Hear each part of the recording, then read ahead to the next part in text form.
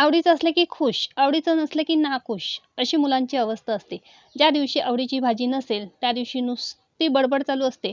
आज मला डबा नको, माझ्या आवडीची तू भाजीच केली नाही. म्हणून म्हटलं चला, ज्या दिवशी मुलांच्या आवडीची भाजी नसेल, त्या दिवशी झटकन असं चपातीला काहीतरी लावून देता येईल, असं म्हटलं काहीतरी बनवूया. म्हणून इथे 2 सफरचंद मी कट करून घेतले, 2 डाळिंबाचे दाणेसुद्धा काढून घेतलेले.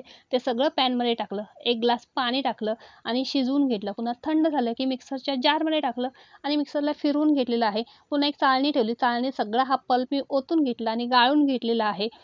पुन्हा तोच पॅन मी गॅसवर ठेवला. त्याच्यामध्ये इथे मी पाऊण गूळ घेतला होता. त्यातला निम्माच गूळ टाकला. पण थोडंसं खाऊन बघितलं, गोड नाही वाटलं म्हणून राहिलेला गूळसुद्धा मी टाकून घेतलेला आहे. अर्धा लिंबू पिळून घेतलं. खायचा थोडासा रेड कलर टाकून घेतलेला आहे आणि मस्त असं ॲपल आणि डाळिंबाचं जाम तयार झालेलं आहे. झटपट चपातीला लावायचं आणि मुलांना खायला द्यायचं. तर चला, कशी वाटली ही रेसिपी? जामची रेसिपी आवडली असेल तर लाईक शेअर करायला विसरू नका.